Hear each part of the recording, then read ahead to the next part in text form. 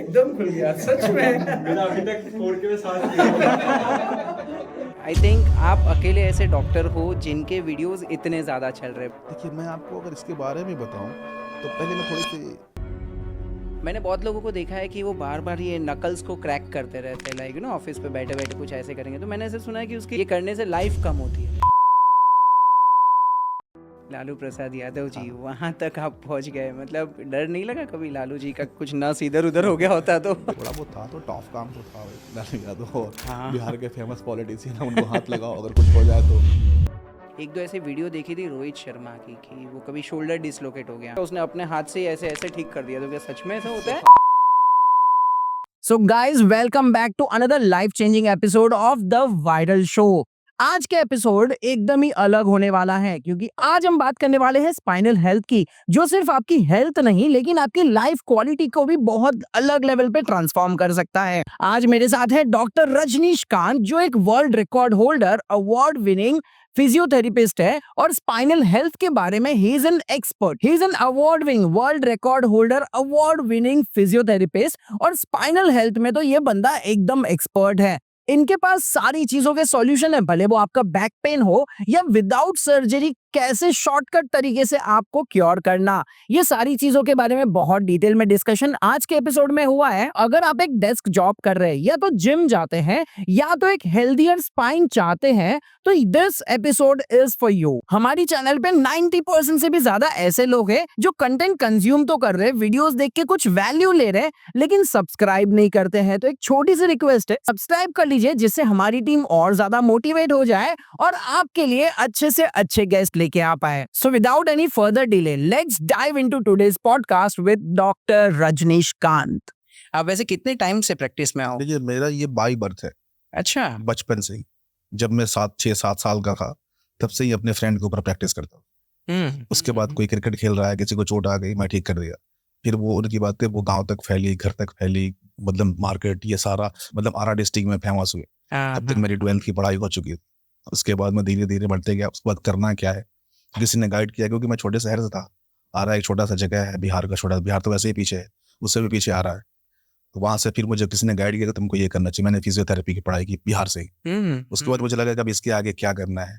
फिर 2-4 जो वर्कशॉप मैंने अटेंड किया जो आउट ऑफ कंट्री से आते थे। उसके बाद मुझे लगा कि अब इससे भी ये मतलब 4 डेज 3 डेज का वर्कशॉप में कुछ होने वाला है नहीं। फिर एक सनातन स्टीव जो डॉक्टर हैं, वो कनाडा से आते थे इंडिया में।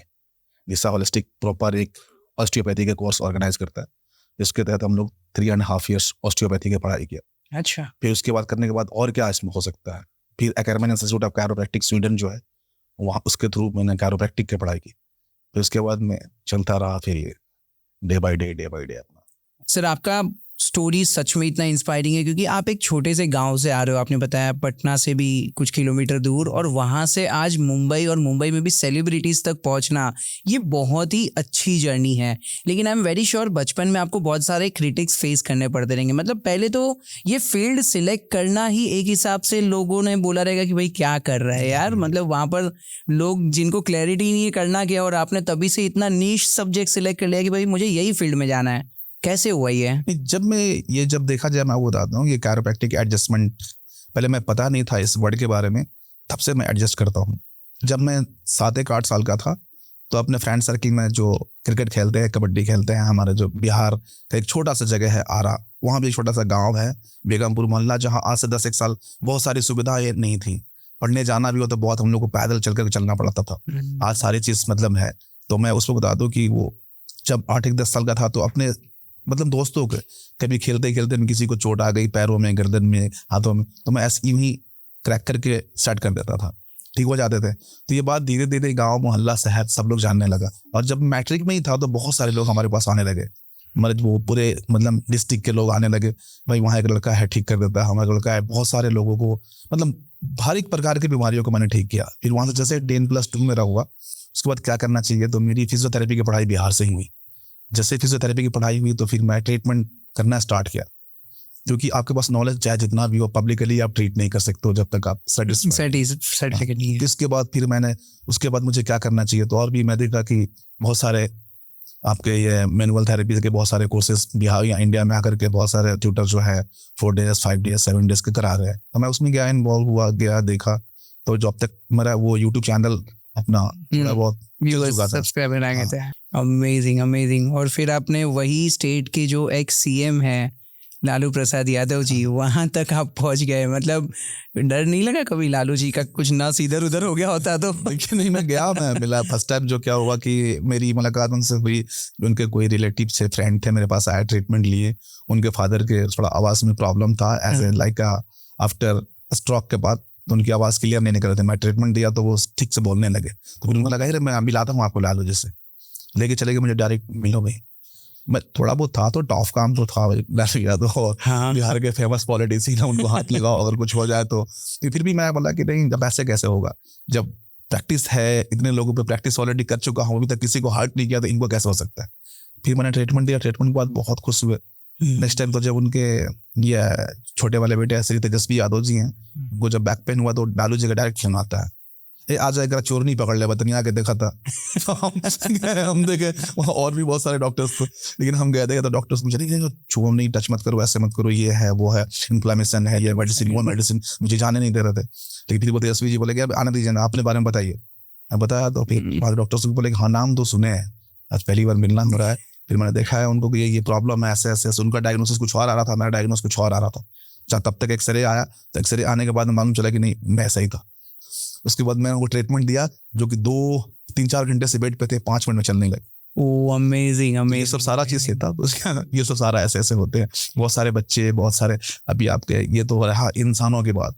जानवरों की बात पे आते हैं, जो कि डॉग्स, बहुत सारे डॉग्स भी यहाँ मुंबई, मतलब इंदौर से डॉग्स यहाँ मुंबई आते हैं स्पेशल ट्रीटमेंट के लिए, और वो ठीक होके जाते हैं। मैंने देखा आपने कुछ टाइगर और लायंस को भी ट्रीट किया है। नहीं, उसका थोड़ा सा पैर में आ रहा था पेन, तो मैं जब दुबई गया था पिछले टाइम, तो जू के ऑनर मुझे बोला कि सर ऐसा ऐसा बात है, आप टाइगर को ट्रीटमेंट दे पाएंगे क्या? हमारा टाइगर को ट्रीटमेंट पंजा मारेंगे तो फिर क्या होगा? बोले नहीं कुछ नहीं, मैं हूँ, आप टेंशन मत लो, आप रहना, और कुछ भी हो इंसान, मैं जानवर के कौन क्या लिया है। लेकिन फिर भी मैं गया, देखा, तो उसका पैर ट्रीटमेंट के बाद तो फिर वो चलने लगा। लेकिन उसका कुछ अलग से स्टडी नहीं होता, क्योंकि अलग वो मुझे बस ऐसा बस आता है कि नहीं, कॉन्सेप्ट्स क्लियर हो गया, कॉन्सेप्ट क्लियर हो।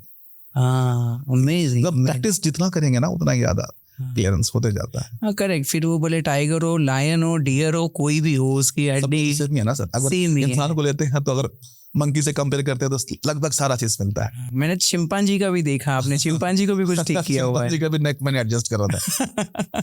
अगर हम बिहार की बात करें तो वहाँ पर ज्यादातर लोग यूपीएससी एमपी, मतलब वो है ना, वो सोशल सर्विस वगैरह के बारे में तैयारी करते रहते हैं। हाँ यूपीएससी वगैरह के लिए ही रहते हैं, लेकिन फिर भी आपने ये फील्ड चूज किया, बहुत अच्छा है। और इनफैक्ट ये मेडिकल फील्ड में जो भी जाना चाहता है, वो ज्यादातर लोग एमबीबीएस के लिए ट्राई करते हैं। तो ये क्रायोपैक्ट्री, मतलब ये क्रायोपैक्टर की फील्ड चूज करना भी एक थोड़ा टास्क नहीं था, एक रिस्क नहीं था? रिस्क तो था, लेकिन मेरे मतलब स्टार्टिंग से ऐसा कुछ था, कुछ अलग करना है, डिफरेंट। मतलब सब लोग तो एक होड़ में जा ही रहा है, मुझे उस होड़ में नहीं जाना, मुझे कुछ अलग जाना है, कुछ अलग करना है। ये इलाज परमानेंट है या थोड़े दिन वो पेन रिलीफ रहेगा और बाद में वापस हो जाएगा? नहीं, देखिए क्या है कि परमानेंट और ये टेम्पररी के बारे में बताता हूँ। अगर मैं आपको अलाइन करके दिया, सारा सीक्वेंस ऑर्डर में वर्टिब्रा को ला के दिया, अब ऐसा तो है कि नहीं कि फीवर आज आया तो दोबारा नहीं आएगा। फिर आप गलत पोस्चर में बैठेंगे, जैसे तैसे जिम में जाएंगे, बिना ट्रेनर के वेट उठाएंगे, बाइक चलाएंगे, वो भी लॉन्ग ड्राइव करेंगे, तो अपना पोस्चर मेंटेन नहीं करते, प्रॉब्लम फिर से होगा। तो मैं तो कहूँगा कि जैसे गाड़ियों के सर्विसिंग कराते हैं ना, वैसे बॉडी को भी 6 महीने में एक बार सर्विसिंग करा रहना चाहिए। क्योंकि हम लोग गाड़ी को देखते हैं कि 2000 किलोमीटर चले गया, सर्विसिंग कराना चाहिए। कम से कम बॉडी के बारे में तो सोचना चाहिए। हाँ। यदि 2 महीना हो गया, एक बार मिलना चाहिए। इससे क्या होगा कि अगर जब ज्वाइंट रिलीज रहेगा तो फर्दर ज्वाइंट्स प्रॉब्लम नहीं आएगा। तो ये इसमें कराना, मतलब जो फिट है, जो नहीं फिट है, दोनों को मिलना चाहिए। आई थिंक मैंने देखा है आपके वीडियोस में आप वो कुछ हड्डियों को फोड़ते हो, पॉपअप्स होते हैं, क्रैकल्स का आवाज आता है, तो ये एग्जैक्टली होता क्या है? ये होता क्या है, जैसे मान लीजिए कि बॉडी स्टीफ होता है। सपोज मान लीजिए कोई पेशेंट आता है हमारे पास बैक पेन के शिकायत लेकर के, उसको ऐसा फील होता है कि जैसे कोई आकर के कंप्लेन करता है कि मेरा बैक पूरा लॉक हो गया है, ऐसा लग रहा है जैसे मूवमेंट रिस्ट्रिक्ट हो गया है, लॉक हो गया है, मैं कोई भी मूवमेंट अच्छे से नहीं कर पा रहा हूँ, फॉरवर्ड बेंड नहीं। तो जैसे मैं चेक करता हूँ तो वर्टिब्रा तो अपने मूवमेंट, जो उसका मूवमेंट नॉर्मल से होता है, वर्टिब्रा तो लॉक होता ही होता है, उसके अराउंड का जो मसल्स है वो भी स्टिफ हो जाता है। रीजन क्या होता है? अगर ये फिंगर का मूवमेंट हम लोग नहीं करेंगे तो ये फिंगर क्या है, इसके अराउंड मसल्स भी स्टिफ होंगे। तो कैरोप्रैक्टर क्या है कि जैसे ही ये मूवमेंट रिलीज करता है, जैसे इस मूवमेंट रिलीज होता है तो मसल्स भी रिलीज होता है, उसके बाद जो पेशेंट है अच्छा फील करता है। कुछ ऐसे लोग भी रहेंगे जो आपके पास आए रहेंगे बहुत आस लगा कि नहीं डॉक्टर साहब मेरा ये इलाज कर दो, लेकिन आपने बोल दिया रहेगा कि नहीं यार ये मेरा केस नहीं है, आप एकदम डेफिनेटली ये बहुत बहुत जरूरी है, क्योंकि कोई भी पेशेंट अपना सब चीज छोड़ के आता है तो एक उम्मीद, सबसे बड़ा चीज उम्मीद लेकर के आता है कि मैं इनके पास ठीक हो जाऊंगा। जो जिसको मैं ठीक नहीं कर पाऊंगा उसको झूठा दिलासा मुझे नहीं दिलाना है। वैसे केसेस जो है, अगर कोई मेरे पास सर्जरी के बाद कोई मेटल इम्प्लांट करके आता है तो मैं उसको टच नहीं करता हूँ, मैं उनको भेज देता हूँ। क्योंकि सर्जरी के बाद जैसे ही वर्टिब्रा को, अगर एक वर्टिब्रा में प्रॉब्लम हो तो 3-4 वर्टिब्रा को लॉक कर दिया जाता है। जब उस कंडीशन में मैं रोटेट करूंगा तो फ्रैक्चर होने के चांसेस होते हैं। और अभी क्या है कि वर्टिब्रा का रिपेयर, एक बार स्पाइनल कॉर्ड कट हो गया तो ऑल ओवर वर्ल्ड कोई ट्रीटमेंट नहीं है। आप हार्ट बदला सकते हैं, किडनी बदला सकते हैं, लेकिन उसका कोई ट्रीटमेंट नहीं। आप देखिए कोई अगर व्हील चेयर पे आ गया स्पाइनल कॉर्ड कटने के बाद तो लाइफ टाइम वैसे ही रह गया, चाहे पैसा जितना भी। ये सब सारी चीजें हैं इसमें। आजकल के कॉमन डिजीज आप देखेंगे, बैक पेन और neck pain. Back pain, neck pain, migraine, जो हेडेक होता है माइग्रेन, ये कॉमन सी हो गई है। रीजन क्या है कि हम लोग 10 मिनट के लिए कहीं बैठते हैं तो मोबाइल फोन यूज करते हैं, जैसे हमारा पोस्चर ये हो जाता है। जैसे नेक फॉरवर्ड बेंड करते हैं तो 7 to 10 kg क्या वेट नेक पे आता है, जिसका कोई सपोर्ट नहीं है। हमारा और भी वर्टिब्रा है, उसका सपोर्ट में लंबर है, चेस्ट है, ये सारा चीज है, लेकिन इसका सपोर्ट कोई नहीं है।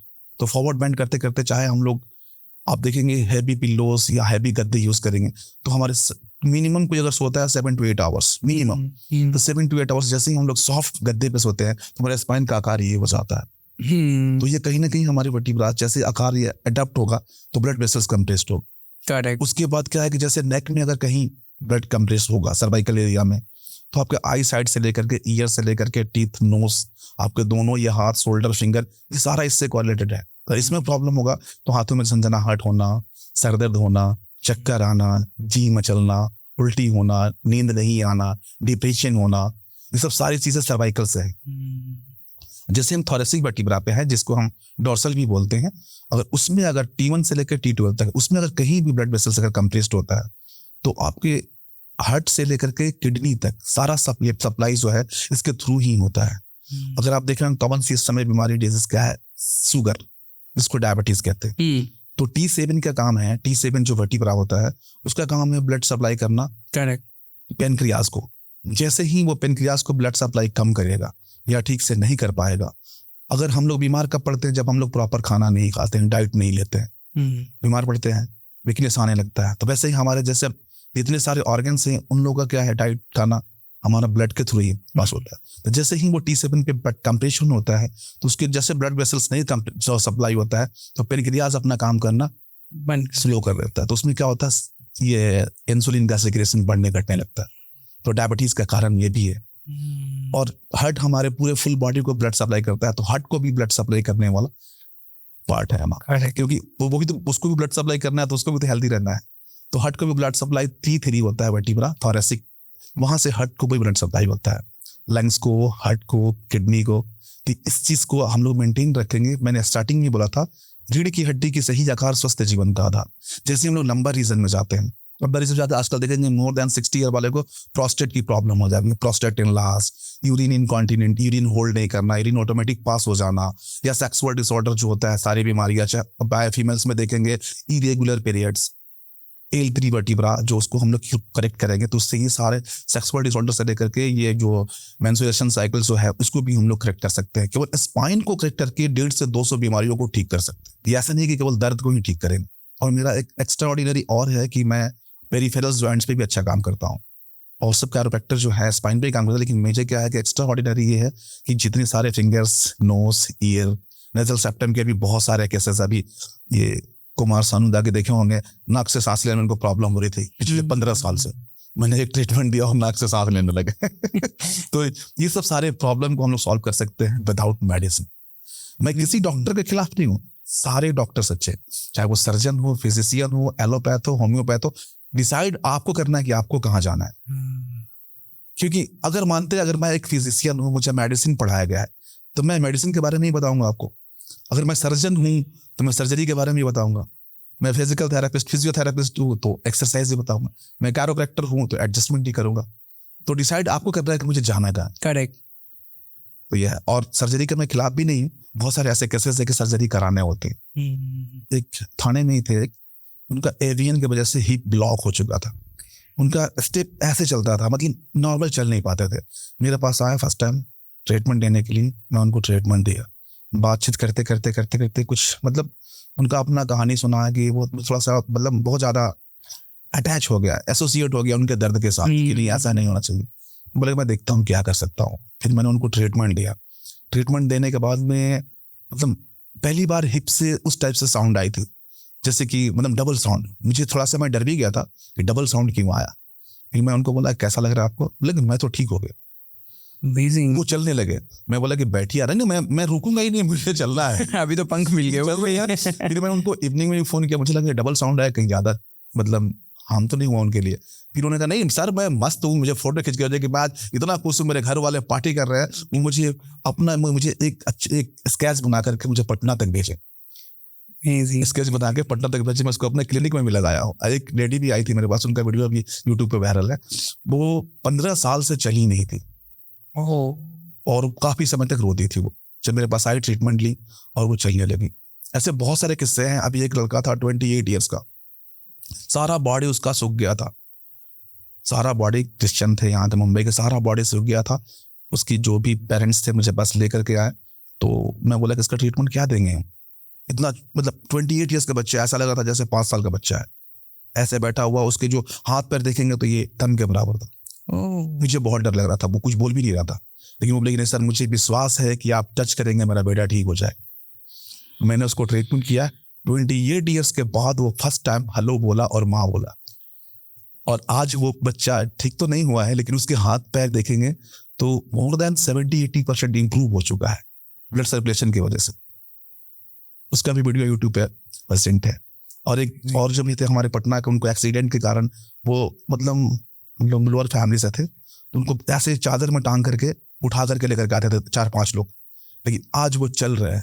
4-5 सर्जरी डॉक्टर बोला था, विदाउट सर्जरी वो ठीक है। आज वो आते हैं, बहुत भर भर के दुआ दे के जाते हैं। और इतने बिजी शेड्यूल में भी मुझे ऐसा लगता है कि मानव सेवा सबसे बड़ी सेवा है।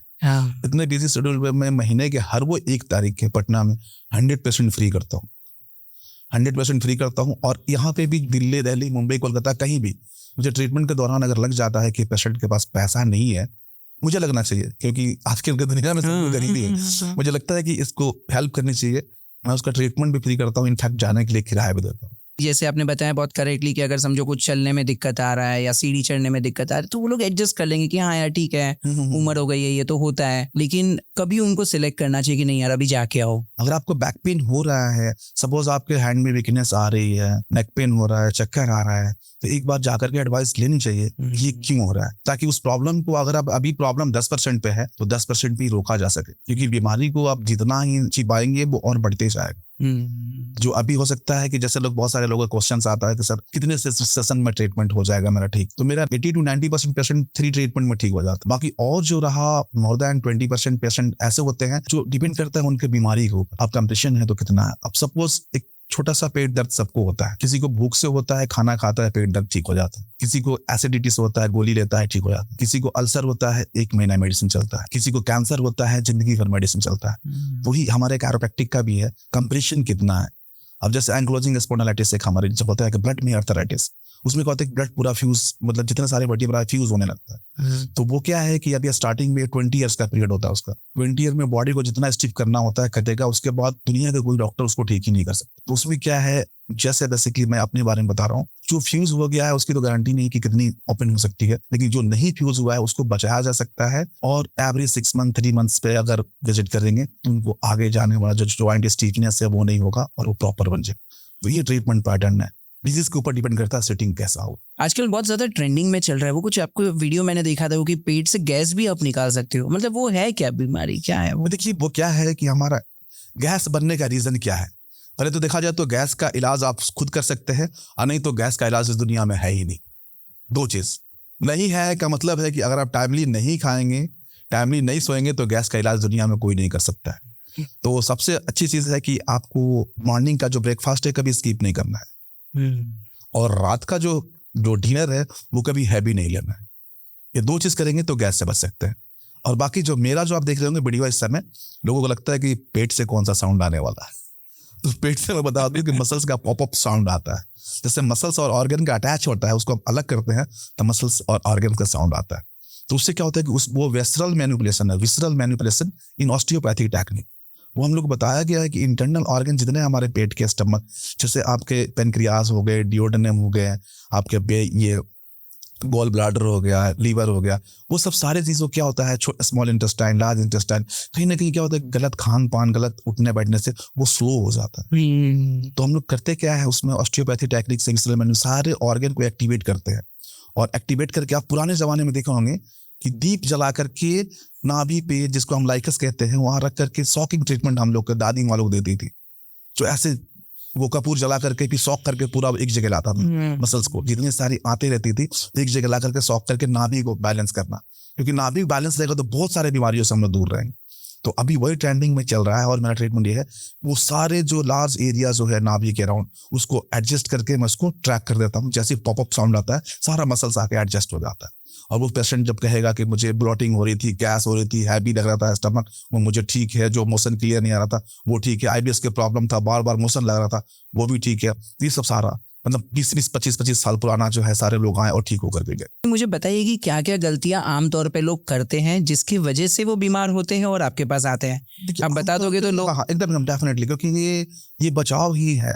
अगर बचाव लेंगे तो आप मेरे तक भी आने की जरूरत नहीं हो। थोड़ी सी अगर मोटिवेशन उन लोगों को मिलेगा, अगर अवेयरनेस उन लोग तक पहुंचेगी तो उन लोगों को डॉक्टर के पास भी नहीं जाना है, इनफैक्ट मेरे पास भी नहीं जाना है। इसमें होता क्या है कि जनरली मैं आपको बताया कि थोड़ी बहुत एक पोस्चर में लोगों को नहीं बैठना है। अगर मैं ऐसे बैठा हूँ आधे घंटे 1 घंटे, तो कोई भी 30 मिनट से ज्यादा एक पोस्चर में नहीं रहना है। पोस्चर को चेंज करना है। अगर बैंकर्स हैं, हमारे सॉफ्टवेयर इंजीनियर्स हैं, तो उन लोगों को क्या होता है कि लॉन्ग सेटिंग होता है, 5 घंटे 8 घंटे 10 घंटे बैठ के काम करते हैं, तो कहीं ना कहीं हमारे बॉडी के साथ वो खिलवाड़ होता है। तो एक पोस्चर में नहीं बैठेंगे। अगर हम लोग कहीं घूम नहीं सकते हैं, बॉस का डर है, तो ऑफिस में कम से कम वही चेयर पे उठ करके 10 सेकंड के लिए खड़ा होकर के पैर हाथ सीधा करके फिर से बैठ जाना चाहिए। या कंटिन्यूअस हम लोग काम कर रहे हैं लैपटॉप पे, मोबाइल तो इस समय जरूरी पार्ट्स हो गए, तो रखना ही रखना है, लाइफ का हिस्सा है। तो उसको कैसे वे में यूज करना है। अगर हमको ज्यादा यूज करना है, कहीं बैठे हैं तो 90 डिग्री पे अगर यूज करेंगे, नेक बैंड नहीं करेंगे तो ज्यादा अच्छा होगा। लॉन्ग यूज करना है तो हम अगर बेड पे जाते हैं सो करके, स्टैंड भी है, बहुत सारा है, लंबा यूज करना है। क्योंकि अब आजकल देखिए तो ऑनलाइन क्लासेस, सारा काम ही मोबाइल है। करेक्ट। नहीं मोबाइल है तो अपना कुछ है ही नहीं। तो उसमें थोड़ी बहुत संभालना है। अगर लॉन्ग ड्राइव पे ही कहीं जा रहे हैं, चाहे ड्राइव कर रहे हैं या सेटिंग सीट पे हैं, ड्राइविंग सीट पे या सेटिंग सीट पे, होता क्या है कि हम लोग बैठते हैं अपने आप को आराम देने के लिए, टेढ़े मेढ़े जैसे होकर बैठ जाते हैं, तो कहीं ना कहीं हमारे बॉडी के लिए हार्मफुल होता है। और ये सिग्नल कब आता है? जब 1-2 साल हो जाता है तब। स्टार्टिंग में कुछ नहीं होता है। स्टार्टिंग में तो उठेंगे, लगेगा स्टीफनेस आ रहा है, लेकिन उसको थोड़ा झाड़ देंगे, लगेगा कुछ नहीं था, ऐसे ही था। लेकिन वो फर्स्ट सिग्नल था आपका। तो पोस्चर को मेंटेन करना है। और कभी भी सोने के लिए हेवी पिल्लो नहीं लेना है, हेवी गद्दे नहीं लेना। लोग देखते हैं कि उनके पास ये गद्दे है 12 इंच के, मेरे पास 32 इंच का होना चाहिए। तो कहीं ना कहीं अपने बॉडी के साथ खिलवाड़ कर रहे हैं। अब देखिए सिंपल सी बात, आज से 20 साल बैक में जाएंगे तो मुझे नहीं लगता कि 100 में 100 में 10% लेडी को भी फ्रोजन शोल्डर होता होगा। रीजन क्या था? पहले गांव में अभी भी देखेंगे तो अभी भी कुछ ऐसे गाँवों में घर में है जो सिलवट पे मसाला हम लोग वो था। मुंबई तो खैर बात ही नहीं, अभी तो मिक्सी ये सब सारा आ गया, बटन क्लिक किए हो गया। पहले हम लोग मोबाइल इतना लेजी बना दिया अपने आप को कि अगर फर्स्ट फ्लोर पे भी किसी को बुलाना है कि भैया खाना हो गया, आप आके नीचे खा लो, तो उसमें भी हम लोग फोन करते हैं, जाते नहीं है। करेक्ट। ये थोड़ी सी मतलब समझदारी अगर हम लोग देखेंगे तो एक पोस्चर में नहीं रहेंगे, थोड़ी बहुत फिजिकल एक्टिविटी करेंगे, जैसे कि थोड़ी बहुत आधे घंटे 15 मिनट अपने खुद की निकाले, ज्यादा नहीं निकाल सकते हैं तो मेडिटेशन, योगा, थोड़ा मॉर्निंग वॉक, तो इससे बचा जा सकता है। मेरे पास भी नहीं आएगा, बहुत सारे एक्सरसाइजेस भी यूट्यूब पे अपलोड है, उसको देख करके वो ठीक कर सकते हैं। मेरा बस सोच है कि पेन फ्री इंडिया बनाए विदाउट मेडिसिन। कुछ लोगों को 2-2, 3-3 पिलो चाहिए रहता है फॉर वॉट एवर रीजन। तो मुझे थोड़ा सा ये पैटर्न आप बता दीजिए कि क्या सही पैटर्न है? ये सही पैटर्न जो है, कभी भी स्पाइन को हम लोग रखेंगे तो स्ट्रेट अवस्था में रखेंगे, चाहे हम पेट के बल सोएं या साइड लाइन में सोएं या स्ट्रेट सो। एक होता है पैर हाथ को मोड़ करके ऐसे चिपक करके सोना, तो वो बिल्कुल गलत है। ऐसे सोना नहीं। स्पाइन हमारा स्ट्रेट रहेगा, ब्लड सर्कुलेशन नॉर्मल होगा। और ये प्रॉब्लम सोने का पैटर्न जो, अगर हम हेवी पिल्लो लगाते हैं तो कंप्रेशन कंटिन्यू हमारे नेक पे रहेगा, जो ब्रेन को ब्लड सप्लाई नहीं मिलेगा। फिर हमारे जो भी जब ब्रेन को ब्लड सप्लाई नहीं मिलेगा तो सुबह आप उठेंगे बहुत सारे ड्रॉजीनेस, हैवीनेस, ऐसा लगता है जैसे नींद पूरा नहीं हुआ, तो ड्यू टू सर्वाइकल। जब ये ब्लड सर्कुलेशन नहीं होगा, ब्रेन को नहीं मिलेगा, 6 सेकंड तक अगर ऑक्सीजन और ब्लड नहीं मिलता है तो पेशेंट क्या होता है, फैटिगनेस होने लगता है, वीकनेस होने लगता है, ये सब सारा सिम्टम आता है, चक्कर आने लगता है। तो सोने का जो है पैटर्न, पहले तो नॉर्मल सा जो है बेड यूज करेंगे, ना ज्यादा सॉफ्ट ना ज्यादा हार्ड, और पिल्लो जो है हैवी नहीं होना चाहिए। अगर आप बीमार नहीं है तो नॉर्मल सा पिल्लो लीजिए। अगर आपको नेक पेन आता है तो पिल्लो छोड़ देना चाहिए।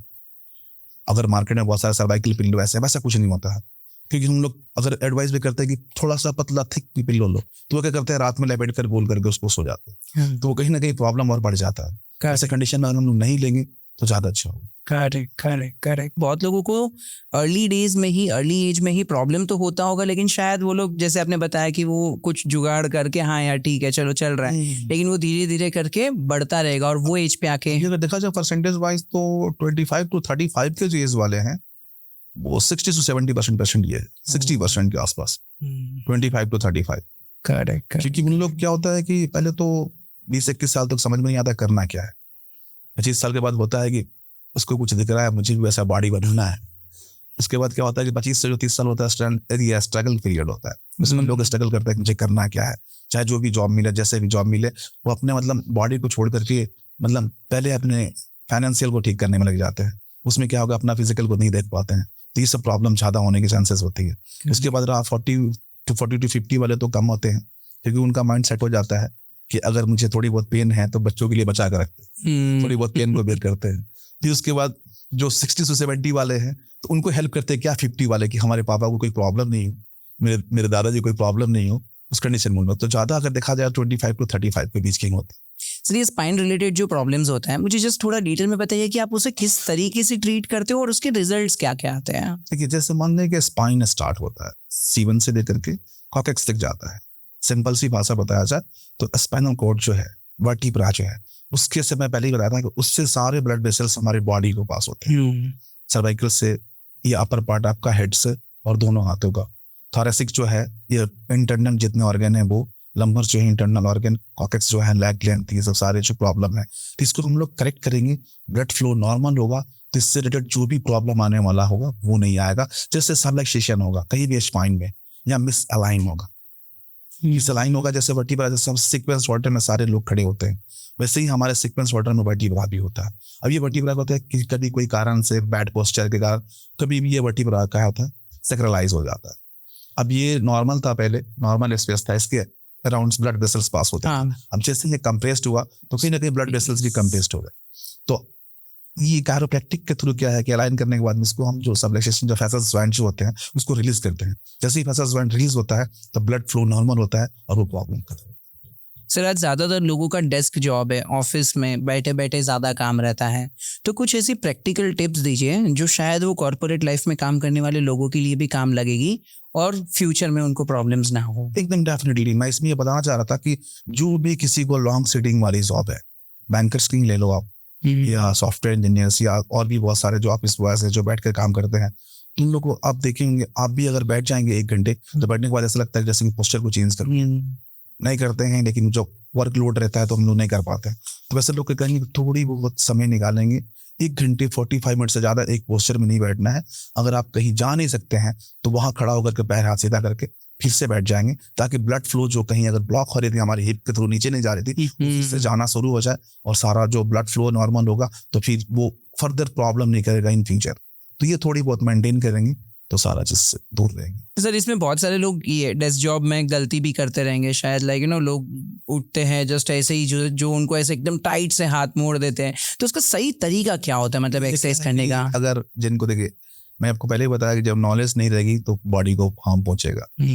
मैंने बोला कि अगर आप एक पोस्चर में बैठे हैं, बैठे बैठे अगर आपको 1 hour 45 मिनट्स हो गया है, तो ऐसे कंडीशन में करना नहीं, एक्सरसाइजेस वहाँ पे कुछ नहीं करना है, बस आपको नॉर्मल से स्टैंडिंग पोजीशन में आ जाना है। स्टैंडिंग पोजीशन में जैसे आएंगे ब्लड फ्लो अपना पूरी बॉडी में होने लगेगा। जो जर्क देते हैं, नेक ऐसे करते हैं, तोड़ते हैं, तो वो कहीं ना कहीं इंजरी अगर हो जाएगा तो क्या करेंगे आप, क्योंकि आपको पता नहीं कि नेक का डिग्री मूवमेंट कितना है। अगर आप क्या करेंगे, सोचेंगे कि मुझे लग रहा है बॉडी स्टिफ हो रहा है, इसमें यहाँ क्रैक साउंड आ जाए तो मैं रिलीज हो जाएगा, ठीक हो जाएगा, उसमें क्या होता है वहाँ पे कहीं ना कहीं और क्रैम्प बढ़ जाते हैं। तो वैसे नहीं करना है, बस सिंपल से मैं बता रहा हूँ कि अगर आप ऐसे एक पोस्चर में बैठे हैं, सपोज बैठे हैं, तो इसको चेंज कर लेना है, ऐसे बैठ जाना है। अगर आप एक पैर पे बहुत से लोग को देखेंगे वन साइडेड खड़े रहते हैं, सिंगल लेग, एक लेग को पूरा रेस्ट देते हैं, तो वो गलत स्टैंडिंग पोस्चर है। भगवान ने 2 पैर दिया, दोनों पैर को यूज करना है। तो ये सब सारे एक्सरसाइज वहां नहीं करना है, एक्सरसाइज तो आपको घर पे करना है, सुबह में करना है, मॉर्निंग। मतलब मैं बताया कि जहां आप ऑफिस में है, कंटिन्यू वर्क कर रहे हैं, उसमें आपको कैसे टाइम निकालना है अपने आप को फिट रखने के लिए। अगर आप ड्राइविंग कर रहे हैं, चलिए ठीक है, आप बॉस के गाड़ी चला रहे हैं, बॉस भी हैं, बॉस को बोलेंगे बॉस 2 मिनट के ब्रेक ले लेते हैं ना, कहीं टी ब्रेक, चाय पी लेते हैं 1-2 घंटे के बाद, इस बहाने चाय पी लेते हैं, थोड़ा चल लेते हैं। अगर मान लो ऑफिस में काम कर रहे हैं, बहुत मतलब इंपॉर्टेंट काम कर रहे हैं, कोई टास्क पूरा कर रहे हैं, 4-5 घंटे के काम है, उसमें क्या होगी 4-5 घंटे तक बैठ करके काम तो कभी खत्म होना नहीं है, आज भी है कल भी है, सारा दिन है। और उसमें क्या है कि 1 घंटे में थोड़ा सा टाइम निकाल के हम वही, कहीं कुछ नहीं जाना, खड़े होकर के थोड़ा पैर हाथ सीधा कर लेना है, थोड़ा अपना जो भी वो थोड़ा मूवमेंट जो है अपना हाथ ऊपर करके थोड़ा सा ट्विस्ट नहीं करना, जर्की मूवमेंट को ही नहीं देना। हाँ। जर्की मूवमेंट देंगे तो काफी टाइम से होता है क्या कि जैसे हम बैठे हैं, हमारा मसल्स ये रेस्ट में है, अगर उठकर उसको हम जर्की मूवमेंट देके, बहुत सारे लोग को देखो झटके देते हैं नेक को, हाथ को, तो वो गलत है, वो नहीं देना है। बस नॉर्मल सा बस पोस्चर को चेंज कर देना है, ऑटोमेटिक वो ठीक रहेगा। वो टेम्पररी रिलीफ दे देता है। मतलब मुझे भी आदत है, कभी मैं जैसे ऐसे रहूंगा तो मुंडी को ऐसे ही थोड़ा कर लूंगा तो आवाज आ जाएगा, थोड़ा सा हाइपर चला गया तो फिर भी हाँ, हो जाएगा। कभी उल्टा घूम गया तो वही है। अभी आज हमारा एक पेशेंट आया, बोला सर आपका ट्रीटमेंट देख करके मैं सेल्फ एडजस्टमेंट करके मैं बहुत अपने आप को फिट कर लिया, लेकिन एक दिन ज्यादा जर्क लगा तो उस टाइम से पूरा ये नस खिंच रहा है। तो ये मैं कह रहा हूँ जिसका नॉलेज नहीं वो घर पे तो बिल्कुल प्रैक्टिस नहीं करता। ये अभी आपकी बात सुन के मुझे वही लग रहा है कि कभी कभी लाइक माइग्रेन का भी प्रॉब्लम होता है, तो अभी मुझे वही डर लग रहा है कि मैं अपने हिसाब से तो ये कर लेता हूँ ऐसे कि ठीक है थोड़ा ठीक हो जाएगा, लेकिन अभी माइग्रेन उसकी वजह से तो नहीं हो रहा है कभी। मतलब लेकिन माइग्रेन मैं आपको बता दूं, माइग्रेन क्या है। माइग्रेन एक तरह से देखा जाए तो अगर ब्लड हमारे, आप देखे होंगे माइग्रेन पेशेंट को डॉक्टर बोलता है कि हर एक 4 घंटे में कुछ खाना है। कभी आपने नोटिस किया जिसको 4 घंटे में खाना है, एडवांस क्या है, ये ऑसिपिटल से लेकर के ये जॉ तक हमारे एक दूसरे से कनेक्टेड होता है। जैसे ही हम लोग कोई चीज खाते हैं या स्वेल करते हैं, च्यू करते हैं, तो उसके बाद क्या है कि ये यहाँ का बोन का मूवमेंट होता है, मूवमेंट होगा तो इसका सर्कुलेशन थोड़ा नॉर्मल होगा, माइग्रेन पे लगता है कि नहीं हेडेक नहीं है। तो ड्यू टू सर्वाइकल्स में कहीं प्रॉब्लम होगा तो माइग्रेन होगा। तो हम लोग क्या करते हैं उसको एक्सटेंड रिलीफ, किसी को माइग्रेन है, ब्लरनेस विजन आ रहा है, एक्सटेंड रिलीफ होता है कैरोप्रैक्टिक ट्रीटमेंट। 20 साल 25 साल पुराना ऐसे 20 या 30 ईयर्स बैक वो लोग माइग्रेन से जो बहुत परेशान थे, जो आंखें खोलते रोते थे, रात तक रोते थे, आज वो लोग खुश है। नहीं, और वो सच में वो पेन कभी मैं भूल नहीं सकता। एक बार मुझे याद है मेरे पैर में, मतलब मैं बाइक चला रहा था, वो किक लगाना था तो वो किक रिवर्स आ गया और पैर पूरा इतना सूज गया था मेरा, लिटरली मैं ज़मीन पे पैर नहीं रख पा रहा था। और मैं ऐसे ही वो हड्डी के डॉक्टर के पास गया, उन्होंने बोला भाई रुक जा, बैठ, कुछ नस वस खींचा, थोड़ा इधर उधर किया और मैं चल के बाहर आया। मतलब वो हार्डली आधे घंटे पहले मैं पैर नहीं रख पा रहा हूँ, लिटरली वही तो मैं कह रहा हूँ, पेन हो रहा है। वही मैं कह रहा हूँ, ये सारे डिफरेंट एडजस्टमेंट। अभी क्या होता है कि पहले बहुत दूर दूर तक सुनते होंगे हम लोग कि उनका किडनी खराब हो रहा है, लेकिन आजकल अपने घर में देख रहे हैं। रीजन क्या है, एक तो डाइट वैसे ही गड़बड़ा चल रहा है, मतलब प्योरिटी कहीं रही नहीं गया है। उसके बाद हम लोग हर एक चीज में मेडिसिन डाल रहे हैं, पेन किलर, तो कहीं ना कहीं हमारे बॉडी के साथ खिलवाड़ हो रहा है। आप देखेंगे पहले 10 साल पहले जाएंगे, किसी को एसिडिटी की प्रॉब्लम नहीं थी। रीजन क्या है, पेट दर्द किया गोली खा ली, हाथ दर्द किया गोली खा ली, तो कहीं ना कहीं हमारे बॉडी के साथ होगा ना, गैस्ट्राइटिस, अल्सर, कोलाइटिस, ये सब जितने सारे प्रॉब्लम्स है, ये सब पेन किलर एनाल्जेसिक मेडिसिन के कारण हो रहा है। तो उसके पहले अगर हम लोग एक्सरसाइज करेंगे, अपने आप पे थोड़ा ध्यान देंगे, तो एलोपैथी तो दूर की बात है, हम तक भी नहीं आने की जरूरत होगी। ये जो ट्रीटमेंट्स आप देते हो, ये ट्रीटमेंट्स देने के बाद में कोई दवाई वगैरह लेने की जरूरत पड़ती है? ये बहुत रेयर केस में जब हमारे पास पेशेंट आता है तो 2-3 ब्लड टेस्ट भी हम लोग कराते हैं। ब्लड टेस्ट इसलिए कराते हैं कि सपोज मानते हैं मैं ट्रीटमेंट दे रहा हूँ, अगर आप कॉमन से देखा होंगे यूरिक एसिड का नाम आपने सुना होगा, किसी की बॉडी में यूरिक एसिड बढ़ जाना, चाहे किसी के बॉडी में विटामिन D3, B12, कैल्शियम कम हो जाना। अब किसी की D3 की वीकनेस के कारण बोन पेन हो रहा है, मसल्स पेन हो रहा है, उसको एडजस्टमेंट करता जाओ, कोई मतलब ही नहीं है। अब डायग्नोसिस में आ गया, ब्लड टेस्ट में आ गया कि D3 की कमी है, कुछ सप्लीमेंट लिया, D3 लेवल पूरा हुआ, बोन पेन खत्म हो गया। तो ऐसे रेयर केस में अगर हम लोग ब्लड टेस्ट वगैरह कराते हैं, और मेडिसिन बहुत रेयर केस में बस मल्टीविटामिन, पेन किलर नहीं, मल्टीविटामिन D3 ये सब सारा उसके तौर पे हम लोग देते हैं। एक सही क्रायोप्रैक्टर को कैसे पहचान है, क्योंकि हर गली कॉर्नर पे तो रहते ही है, लेकिन कौन प्रॉपर कर रहा है का? एकदम ये आपका जो क्वेश्चन है बहुत करेक्ट है, और मैं थोड़ा एक्सप्लेन करना चाहूंगा।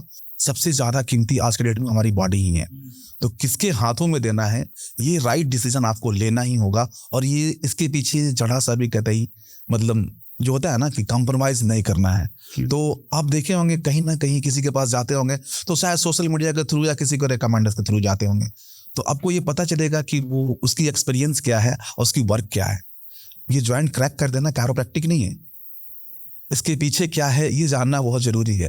तो क्रैक करना तो मैं चाहता हूं कि मैं आपको 2 मिनट में आपको ट्रेन कर दूंगा और आप इनका क्रैक करेंगे और किसी को पता नहीं चलेगा, ऐसा लगेगा जैसे आप बरसों से प्रैक्टिस करते आ रहे हैं। तो ये एक बहुत जरूरी है कि इसके पीछे क्या है, क्योंकि कॉन्ट्रा इंडिकेशन बहुत जरूरी है। तो ये अगर हम क्रैक करते हैं, एक सिंपल सी बात है, हम एक छोटा सा प्रोडक्ट ही लेते हैं तो उसका एक्सपायरी देखते हैं। एक बिस्किट ही लेता है, ये एक्सपायरी मुझे नहीं खाना, पानी के बॉटल लेते एक्सपायरी नहीं लेना है, इतने बॉडी देते हैं तो हम इतना तो जानना है ना कि सामने वाला है कौन। करेक्ट।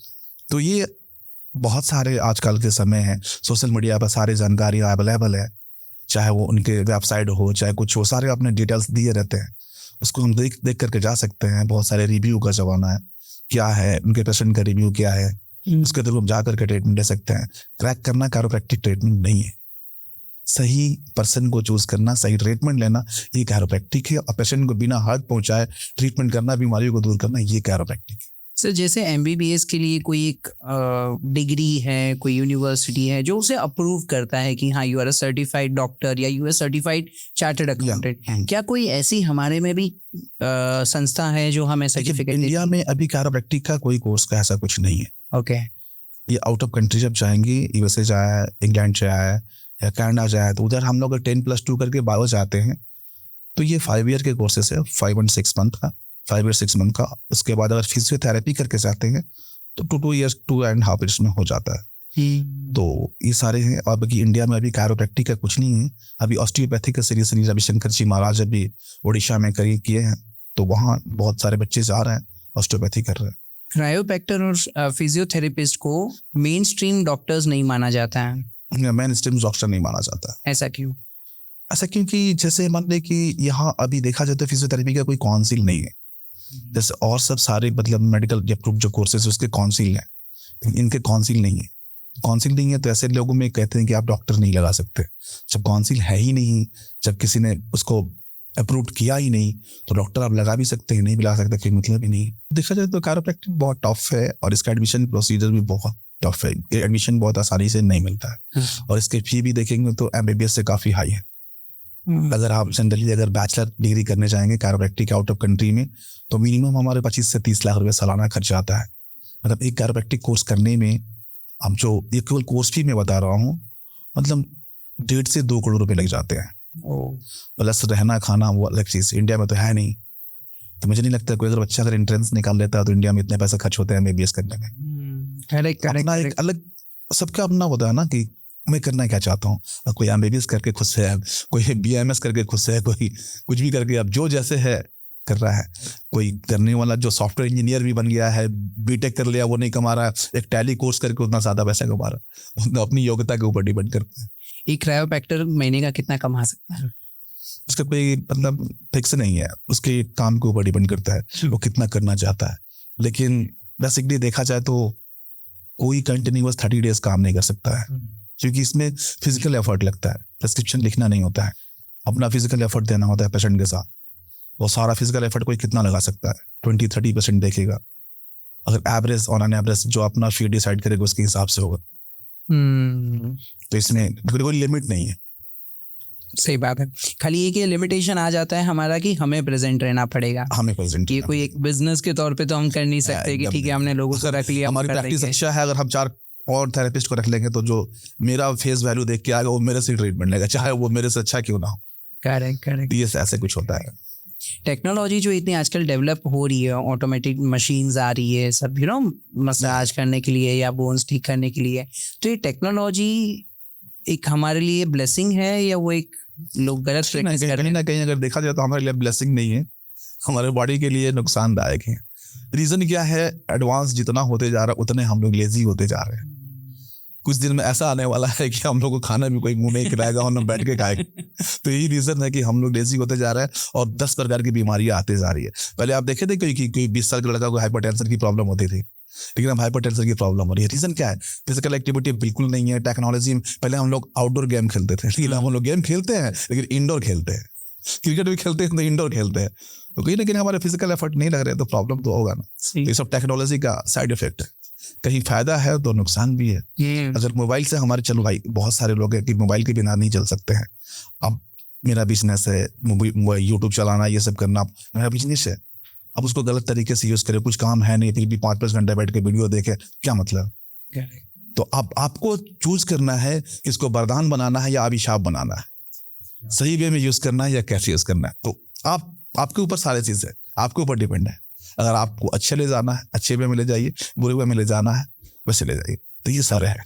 सर मैंने स्पोर्ट्समैन में देखा है बहुत बार, स्पेशली मैं क्रिकेट बहुत ज़्यादा देखता हूँ, तो मैंने क्रिकेट में देखा है, मैंने 1-2 ऐसी वीडियो देखी थी रोहित शर्मा की कि वो कभी शोल्डर डिसलोकेट हो गया। तो ये होता क्या है शोल्डर डिसलोकेट? और फिर एक मूवी में मैंने कहीं पर तो देखा था कि कुछ शोल्डर डिसलोकेट हो गया, उसने अपने हाथ से ही ऐसे ऐसे ठीक कर दिया। तो क्या सच में ऐसा होता है? ये सच में होता है। शोल्डर डिसलोकेट होता है कि शोल्डर हमारे कॉम्प्लेक्स है, मोर देन 2 जॉइंट्स होता है, वो कॉम्प्लेक्स होता है। तो शोल्डर के जॉइंट्स जो है, AC joint, acromial plexus joint, या आपका क्लैविकुलर भी जाकर जुड़ता है, स्कैपुला में जुड़ता है, या आपका या क्या कहते हैं हिम्बस भी, हेड ऑफ हिम्बस में जाकर जुड़ता है। तो ये होता क्या है कि जैसे मान लें हाइपर मोबिलिटी, जैसे मान लें कि हमारा क्या मूवमेंट ये है, अब इससे ज्यादा रेंज आएगा तो बॉल एंड सॉकेट जॉइंट होता है, शोल्डर जॉइंट, वो डिसलोकेट हो जाता है, सॉकेट से बाहर निकल जाता है। डिसलोकेट होता है तो बहुत सारे लोगों को आइडिया होता है कि बस वो रिपोजिशन में जाकर फिर वो रिसेट कर देते हैं, फिर वो अपने जगह पर चला जाता है। तो शोल्डर डिसलोकेट अगर देखा जाए तो आम बीमारी है, और जिसका होता है उसका बार बार होता है। सर डेली लाइफ में आप क्या क्या एक्सरसाइज रेकमेंड करेंगे जो हमें आम जनता को करनी चाहिए, जिससे कम चांसेस हो डॉक्टर्स के पास जाने? आज के भागदौड़ के लाइफ में अगर देखा जाए तो लोग को खुद से प्यार कम हो गया है, खुद पे टाइम देना बहुत कम हो गया है। डेली लाइफ में मैं अगर दिखाऊंगा कि अगर कोई फिट रहना चाहता है तो अगर कोई ज्यादा कुछ नहीं कर सकता तो कम से कम 30 मिनट्स एटलीस्ट अपने लिए निकालो। उस 30 मिनट्स में करना क्या है कि आपको कुछ नहीं कर सकते हैं तो एक मॉर्निंग वॉक के लिए निकल जाए, कम से कम 15 to 20 मिनट्स तेज चल ले। तेज चलने से क्या होगा कि हमारा जितने सारे जॉइंट्स है वो मूवमेंट में आएंगे, और मूवमेंट जब होगा तो जॉइंट का भी फ्यूजन नहीं होगा, लॉक नहीं होगा। क्योंकि एक फास्ट चलने से हमारे बॉडी के सारे मूवमेंट होते हैं, हैंड से लेकर बैक, एंकल, सारा।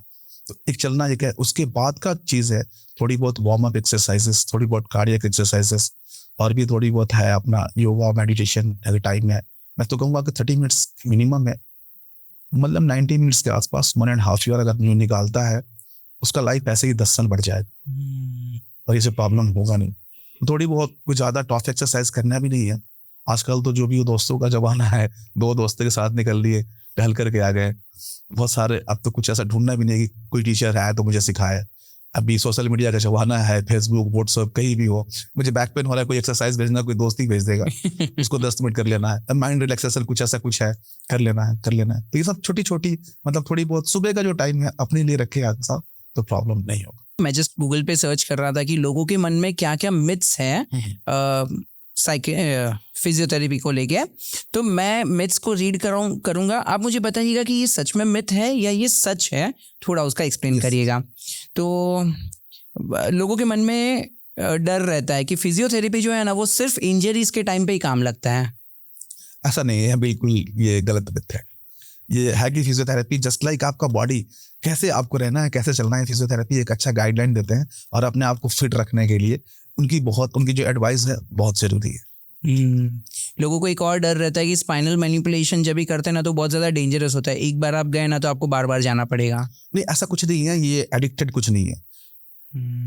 आप एक बार जाए, अलाइनमेंट कराए, उससे कोई मतलब नहीं है। हाँ, ज्यादातर हम ओल्ड एज पर्सन में देखते हैं कि उनके घुटनों में वो कुछ गद्दी बोलते हैं या हाँ वो खत्म हो जाता है, कार्टिलेज जो है घिसने लगता है। हाँ, तो एज से रिलेटेड होता है। जैसे क्या होता है कि जैसे कैसे मशीनें पुरानी होती है तो रिपेयर की जरूरत होती है, तो हमारे बॉडी क्या होता है जैसे ही मोर देन 60 जाता है, 50 जाता है, तो हमारे बॉडी में जो रीजनरेशन की जो क्रिया है, काम है, जैसे कि हमारा क्या है, अभी क्या है, बच्चों में देखेंगे वो कुछ भी ऑयली फूड खा लेंगे, पचा देंगे, लेकिन हम लोग जैसे जैसे एज बढ़ते जाता है कैपेसिटी कम होते जाता है। तो मोर देन 60-50 वाले क्या होता है कि कार्टिलेज, जो हमारे दोनों ज्वाइंट के बीच में जो कार्टिलेज होता है वो कम होने लगता है, जिसको हम्म। लुब्रिकेंट लोग कहते हैं। तो उसमें क्या होता है, जैसे कम होता है जॉइंट स्पेस कम होने लगता है। फिर आप देखेंगे बहुत सारे ओल्ड एज में ऑस्टियोआर्थराइटिस कहते हैं उसको, घुटने मोड़ने खोलने में टट टट की आवाज भी आती है और पेन सीवियर होता है। तो ये जो है कंडीशन, ये ऑस्टियोआर्थराइटिस की है। और ऐसे कंडीशन में हम लोग जब क्या होता है, मोर देन 55 वाले को एक सिंपल सी मेडिसिन है, वो सारे जगहों पे अवेलेबल है, ग्लूकोसामाइन। ग्लूकोसामाइन हर एक इंसान को जो मोर देन 50 वाले हैं साल में 3 महीना ले लेना चाहिए, 1000 mg। तो उस कंडीशन में लेंगे तो वो जितने सारे मेजर्स जॉइंट्स है तो रीजनरेट करता है कार्टिलेज को। This is not a pain killer, this is a tonic of bone. बहुत मजा आया आपसे बात करके। It was really great session. Thank you so much for coming to our podcast. बहुत सारी चीजें आज सीखने मिली और कुछ ऐसी बहुत प्रैक्टिकल चीजें सीखने मिली जो हम डेली लाइफ में भी अगर हम यूज करेंगे तो आई एम वेरी श्योर कि हम खुद का केयर कर पाएंगे। Thank you so much for coming.